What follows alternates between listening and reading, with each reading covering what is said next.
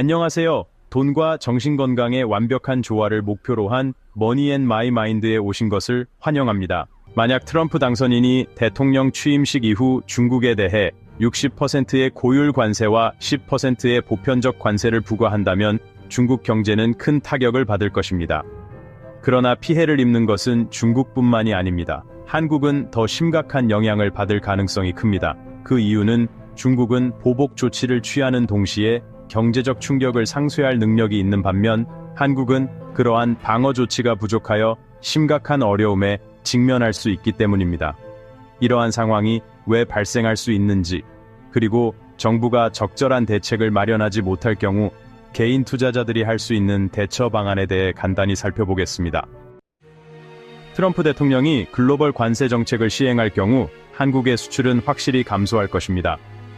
한국경제연구원 KIF의 보고서에 따르면 한국의 총수출은 최대 448억 달러까지 감소할 수 있으며 실질 GDP는 최대 0.67% 감소할 것으로 전망됩니다. 이 분석은 경제적 관점에서 매우 타당하지만 중요한 한 가지 요소를 간과하고 있습니다. 바로 중국은 역습을 펼칠 것입니다. 중국이 단순히 미국산 제품에 관세를 부과할 것이라고 생각한다면 오산입니다. 그런 조치는 경제적 효과가 미미합니다. 왜냐하면 중국은 미국으로부터 제조업 제품을 거의 수입하지 않기 때문입니다. 대신 중국이 취할 수 있는 가장 강력한 대응책은 위안화의 대폭 평가절하입니다. 예를 들어 2018년 트럼프 대통령이 중국 수입품의 절반에 대해 25% 관세를 부과했을 때 중국은 위안화를 10% 평가절하하여 관세 효과를 사실상 상쇄했습니다. 그 결과 미국의 중국산 제품 수입량은 큰 감소가 없었습니다. 그렇다면 트럼프가 60% 관세를 부과한다면 일부 전문가들은 중국이 위안화를 최대 50%까지 평가절하할 수 있다고 예측합니다. 이는 아시아 전체에 파급 효과를 일으켜 지역 통화의 평가절하를 유발할 것입니다. 한국도 일정 부분 평가절하를 따라갈 수밖에 없을 것입니다. 그러나 중국과 동일한 수준의 통화 평가절하는 한국에게 불가능합니다. 그 이유는 간단합니다. 중국은 현재 디플레이션 문제를 겪고 있어 통화 평가절하가 수입 물가를 상승시키고 디플레이션에서 벗어나게 도울 수 있습니다. 반면 한국은 여전히 인플레이션 압박을 받고 있습니다. 원화 가치가 급락하면 인플레이션이 재발할 가능성이 큽니다.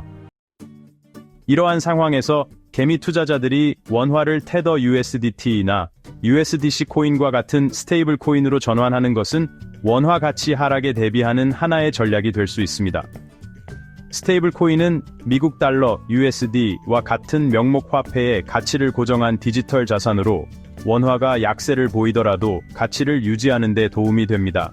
이는 경제적 불확실성이나 통화 변동성 시기에 구매력을 보존하는 실용적인 옵션입니다. 또한 스테이블 코인은 스테이킹을 통해 더 높은 수익을 얻을 수 있는 기회를 제공합니다.